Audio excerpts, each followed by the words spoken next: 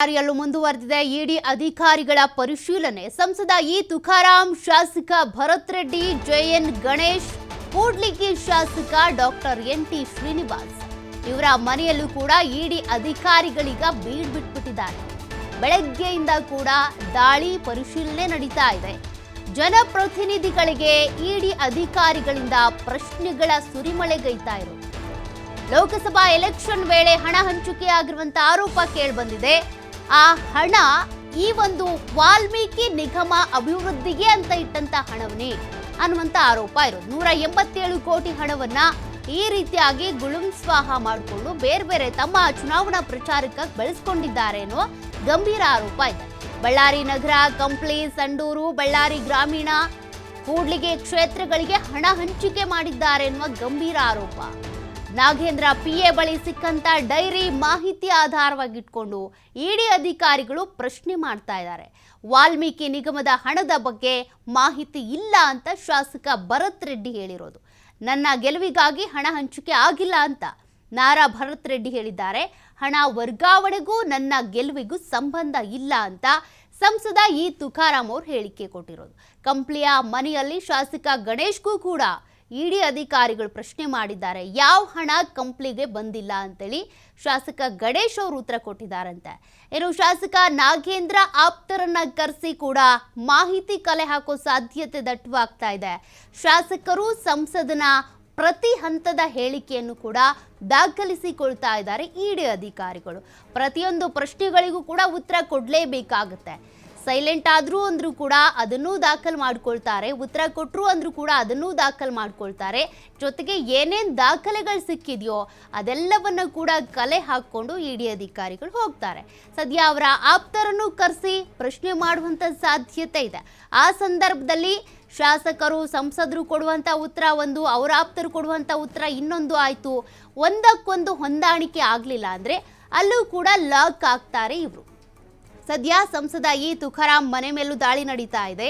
ಮತ್ತೊಂದು ಕಡೆ ಕಂಪ್ಲಿ ಶಾಸಕ ಗಣೇಶ್ ಮನೆ ಮೇಲೆ, ಮತ್ತೊಂದು ಕಡೆ ನಾರಾ ಭರತ್ ರೆಡ್ಡಿ ಮನೆ ಮೇಲೂ ಕೂಡ ದಾಳಿ ನಡೀತಾ ಇರೋದು. ಇನ್ನು ಶ್ರೀನಿವಾಸ್ ಅವರ ಮನೆ ಮೇಲೂ ಕೂಡ ದಾಳಿ ನಡೀತಾ ಇದೆ.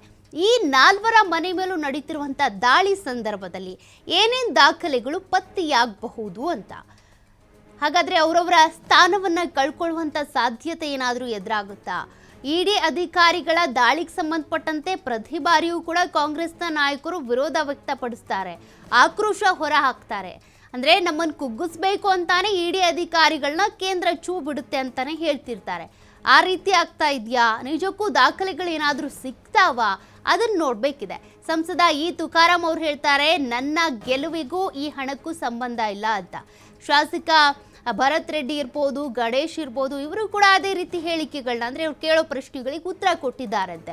ನೋಡೋಣ, ಇವ್ರ ಮೇಲೆ ಇರುವಂಥ ಗಂಭೀರ ಆರೋಪಗಳಿಗೆ ಪುಷ್ಟಿ ನೀಡುವಂಥ, ಸಹಕಾರ ಕೊಡುವಂಥ ಏನಾದರೂ ದಾಖಲೆಗಳು ಅವ್ರ ಮನೆ ಕಚೇರಿಗಳಲ್ಲಿ ಸಿಗುತ್ತಾ ಅಂತ. ಬರೋಬ್ಬರಿ 187 ಕೋಟಿ ರೂಪಾಯಿಯನ್ನ ಇವರು ಹೊಡೆದಿದ್ರು ಅನ್ನುವಂಥ ಆರೋಪ ಇರೋದು. ಅದೇ ಹಣವನ್ನು ಇವರು ಬಳಕೆ ಮಾಡಿಕೊಂಡಿದ್ದಾರೆ ಚುನಾವಣಾ ಪ್ರಚಾರಕ್ಕೆ ಅಂತ. ಮತ್ತಷ್ಟು ಡೀಟೇಲ್ಸ್ ಕೊಡ್ತಾರೆ ಪ್ರತಿನಿಧಿ ಸಿದ್ದು. ಈಗಾಗಲೇ ಬಳ್ಳಾರಿಯ ನಾಲ್ವರ ಮನೆಯಲ್ಲೂ ಕೂಡ ಇಡಿ ಅಧಿಕಾರಿಗಳ ದಾಳಿ ಮುಂದುವರೆದಿದೆ. ಸದ್ಯಕ್ಕೆ ಯಾರ್ಯಾರ ಮನೇಲಿ ಏನೇನು ಸಿಕ್ಕಿದೆ, ಇನ್ನೂ ಕೂಡ ದಾಳಿ ನಡೀತಾ ಇದೆಯಾ, ಪರಿಶೀಲನೆ ಹೇಗಿದೆ, ಯಾರ್ಯಾರನ್ನ ಕರೆಸಿ ಪ್ರಶ್ನೆ ಮಾಡ್ತಿದ್ದಾರೆ ಇಡಿ ಅಧಿಕಾರಿಗಳು? ಖಂಡಿತವಾಗ್ಲೂ ಸೌಖ್ಯ. ಬಳ್ಳಾರಿಯ ಲೋಕಸಭಾ ಕ್ಷೇತ್ರದಲ್ಲಿ ಹಣ ಹಂಚಿಕೆ ಆಗಿರುವ ಆರೋಪದಲ್ಲಿ ಮತ್ತು ನಾಗೇಂದ್ರ ಅವರ ಪಿಎ ಅವರ ಏನು ಡೈರಿ ಇತ್ತು, ಡೈರಿಯನ್ನ ಚೆಕ್ ಮಾಡಲಾಯಿತು. ಚೆಕ್ ಮಾಡಿದಂತಹ ಸಂದರ್ಭದಲ್ಲಿ ಕೆಲವೊಂದಿಷ್ಟು ಮಾಹಿತಿಗಳನ್ನ ಇಡಿಯ ಅಧಿಕಾರಿಗಳಲ್ಲೂ ಪಡೆದುಕೊಂಡಿದ್ರು. ಲೋಕಸಭಾ ಎಲೆಕ್ಷನ್ ವೇಳೆಯಲ್ಲಿ ಬಳ್ಳಾರಿ ನಗರ ಸೇರಿದಂತೆ ಮತ್ತು ಕಂಪ್ಲಿ, ಸಂಡೂರು ಮತ್ತು ಈ 4 ಕ್ಷೇತ್ರಗಳಲ್ಲಿ ಸಾಕಷ್ಟು ಏನು ವಾಲ್ಮೀಕಿ ಹಗರಣದಲ್ಲಿ ದುಡ್ಡು ಇಲ್ಲಿ ಬಳಕೆ ಆಗಿದೆ ಅನ್ನುವಂತ ಆರೋಪ ಕೂಡ ಸಾಕಷ್ಟು ಕೇಳ್ಬರ್ತಾ ಇತ್ತು ಮತ್ತು ಬಿಜೆಪಿ ಇಂದ ಕೂಡ ಮಾಡ್ತಾ ಇರುವಂತದ್ದು. ಸದ್ಯ ಬಳ್ಳಾರಿ ಗ್ರಾಮೀಣ ಹಾಗೂ ಕುಡ್ಲಿ ಕ್ಷೇತ್ರಗಳಲ್ಲಿ ಹಂಚಿಕೆ ಆಗಿದೆ ಈ ಹಣ ಅಂತ ಹೇಳ್ಬಿಟ್ಟು ಆ ನಾಗೇಂದ್ರ ಅವರ ಪಿಎ ಬಳಿ ಸಿಕ್ಕಿರುವಂತಹ ಡೈರಿಯನ್ ಮಾಹಿತಿಯನ್ನ ಧರಿಸಿ ಇಡಿ ಅವರು ಕೂಡ ಕೆಲವೊಂದಿಷ್ಟು ಪ್ರಶ್ನಾವಳಿಯನ್ನ ಕೂಡ ಮಾಡಿರುವಂತದ್ದು. ಜೊತೆಗೆ 3 ಶಾಸಕರು ಮತ್ತು ಒಬ್ಬರು ಸಂಸದರು ಇವರು ಪ್ರತ್ಯೇಕವಾಗಿ ಅನೇಕ ಪ್ರಶ್ನೆಗಳನ್ನ ಕೂಡ ಇವತ್ತು ಇಡಿ ಅವರು ಕೂಡ ಮಾಡಿದ್ದಾರೆ. ಲೋಕಸಭಾ ಎಲೆಕ್ಷನ್ ವೇಳೆಯಲ್ಲಿ ಹಣದ ವಹಿವಾಟು ಯಾವ ರೀತಿ ಆಯಿತು ಮತ್ತು ಹಣದ ವಹಿವಾಟದಲ್ಲಿ ಅವರ ಅಕೌಂಟ್ಗಳಾಗಿರ್ಬೋದು ಎಲ್ಲವನ್ನ ಕೂಡ ಚೆಕ್ ಮಾಡ್ತಾ ಇದ್ದಾರೆ ಅಂತಾನೆ ಹೇಳ್ಬೋದು. ಜೊತೆಯಾಗಿ ವಾಲ್ಮೀಕಿ ನಿಗಮದ ಹಣದ ಮಾಹಿತಿ ನನಗಿಲ್ಲ ಅಂತ ಹೇಳ್ಬಿಟ್ಟು ನಗರದ ಶಾಸಕರಾಗಿರುವಂತಹ ಭರತ್ ರೆಡ್ಡಿ ಕೂಡ ಹೇಳಿದ್ರು. ನಿರಂತರವಾಗಿ 1 ಗಂಟೆಯಿಂದ ಇಡಿ ಅಧಿಕಾರಿಗಳು ಅವರನ್ನ ಬಿಡಲಿಲ್ಲ. ಯಾವ ರೀತಿಯಾಗಿ ಅಲ್ಲಿ ಮಾಹಿತಿಗಳಿತ್ತು, ಅನೇಕ ದಾಖಲಾತಿಗಳನ್ನ ಕೂಡ ಅಲ್ಲಿ ಚೆಕ್ ಮಾಡಲಾಯಿತು. ಅಂತಹ ಸಂದರ್ಭದಲ್ಲಿ ಭರತ್ ರೆಡ್ಡಿ ಕೂಡ ಇಡಿ ಅಧಿಕಾರಿಗಳಿಗೆ ಹೇಳಿರುವಂತದ್ದು ಏನಂದ್ರೆ, ನನಗೆ ಸಾಕಷ್ಟು ಜನಬೆಂಬಲ ಇದೆ, ನನಗೆ ಕಾರ್ಯಕರ್ತರಿದ್ದಾರೆ, ನನ್ನ ಕಾರ್ಯಕರ್ತರ ಗೆಲುವಿನಿಂದ ನಾನು ಇಲ್ಲಿ ಗೆದ್ದಿದ್ದೇನೆ, ಹೊರತಾಗಿ ನಾನು ಯಾವುದೇ ರೀತಿಯಾಗಿ ಹಣವನ್ನು ಹಂಚಿಕೆ ಮಾಡಿಲ್ಲ ಅನ್ನುವಂತ ಮಾತನ್ನ ಕೂಡ ಹೇಳಿದ್ರು. ಇದರ ಜೊತೆಯಾಗಿ ಅಲ್ಲಿಯ ಕಂಪ್ನಿಯ ಶಾಸಕರಾಗಿರುವಂತಹ ಗಣೇಶ್ಗೂ ಕೂಡ ಇಲ್ಲಿ ಸಾಕಷ್ಟು ಪ್ರಶ್ನೆಗಳನ್ನ ಕೇಳ್ತಾ ಇದ್ರು. ಎಲ್ಲಿ ಹಣಗಳನ್ನ ಹಂಚಿದ್ರ, ಇಲ್ಲಿ ನೀವು ಗೆಲ್ಲಿಕ್ಕೆ ಕಾರಣ ಏನು ಅಂತ ಹೇಳ್ಬಿಟ್ಟು ಕೆಲವೊಂದಿಷ್ಟು ಪ್ರಶ್ನೆಗಳನ್ನ ಅಲ್ಲೂ ಸಹ ಮಾಡಲಾಯಿತು. ಕಂಪ್ನಿಯ ಶಾಸಕರಾದ ಗಣೇಶ್ ಅವರು ಕೂಡ ಹೇಳಿದ್ದೇನೆಂದ್ರೆ, ವಾಲ್ಮೀಕಿ ನಿಗಮದ ಹಣಕ್ಕೂ ಮತ್ತು ನಮಗೆ ಯಾವುದೇ ರೀತಿಯಾಗಿ ಸಂಬಂಧ ಇಲ್ಲ ಅಂತ ಹೇಳ್ಬಿಟ್ಟು 3 ಶಾಸಕರು ಕೂಡ ಇದೀಗ ಇದೇ ರೀತಿಯಾಗಿ ಪ್ರಶ್ನೆಗಳನ್ನ ಉತ್ತರವನ್ನ ಕೊಟ್ಟಿದ್ದಾರೆ ಅನ್ನುವಂತ ಮಾಹಿತಿ ಕೂಡ ಲಭ್ಯವಾಗ್ತಾ ಇದೆ. ಜೊತೆಯಾಗಿ ಬೆಳಗ್ಗೆ 7 ಗಂಟೆಯಿಂದ ಕೂಡ 3 ಶಾಸಕರು ಮತ್ತು ಒಬ್ಬರು ಸಂಸದರನ್ನ ಬಿಟ್ಟು ಬಿಡದೆ ಇಡಿ ಅಧಿಕಾರಿಗಳು ನಿರಂತರವಾಗಿ ಪ್ರಶ್ನೆಗಳನ್ನ ಕೇಳ್ತಾನೆ ಇದ್ದಾರೆ. ಜೊತೆಗಾಗಿ ಬೆಂಗಳೂರು ಸೇರಿದಂತೆ ಬಳ್ಳಾರಿ ಗ್ರಾಮೀಣ ಶಾಸಕ ನಾಗೇಂದ್ರ ಅವರ ಮನೆ ಆಗಿರ್ಬೋದು ಮತ್ತು ಆಪ್ತರು ಏನಿದ್ದಾರೆ ಅವರ ಮಾಹಿತಿಗಳನ್ನ ಕೂಡ ಕಲೆ ಹಾಕ್ತಾ ಇರುವಂತದ್ದು.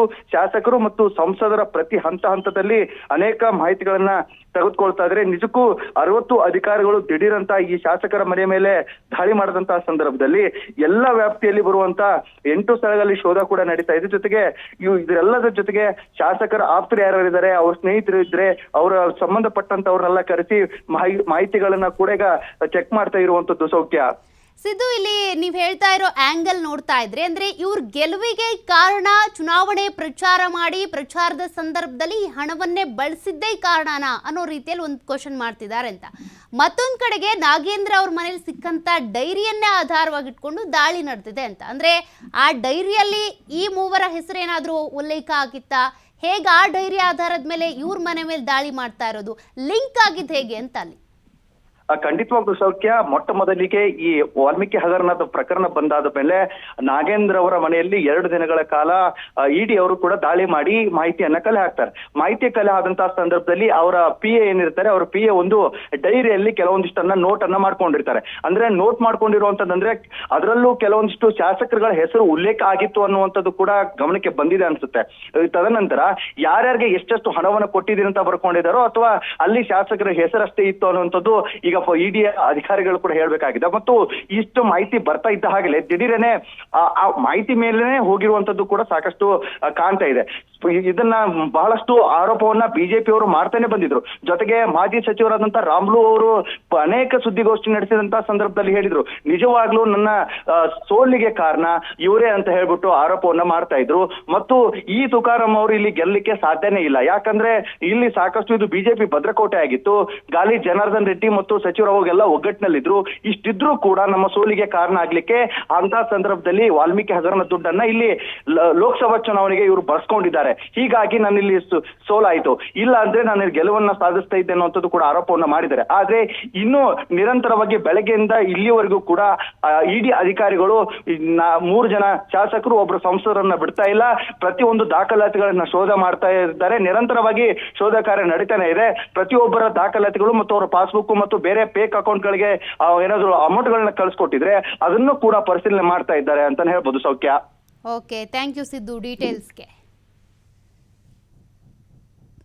ಅಂದ್ರೆ ಈಗ ಕೇಳ್ಬರ್ತಾ ಇರುವಂತ ಮಾಹಿತಿಯ ಪ್ರಕಾರ ಸಂಸದ ತುಕಾರಾಂ ಅವರು ಈ ಲೋಕಸಭಾ ಚುನಾವಣೆಯಲ್ಲೇ ಗೆಲ್ಲುವುದಕ್ಕೆ ಕಾರಣ ಹಣ ಹಂಚಿದ್ದಾರೆ, ಹಣದ ಹೊಳೆ ಇಲ್ಲಿ ಹರಿದಿದೆ, ಅದಕ್ಕೆ ಕಾರಣ ಈ ನಿಗಮದಲ್ಲಿದ್ದಂಥ ದುಡ್ಡನ್ನ ಇವ್ರು ಕೊಳ್ಳೆ ಹೊಡೆದ್ರು ಅನ್ನೋದು ಇಡಿ ಅಧಿಕಾರಿಗಳ ಆರೋಪ. ಆ ಆರೋಪವನ್ನು ಇಟ್ಕೊಂಡೇ ದಾಳಿ, ಶೋಧ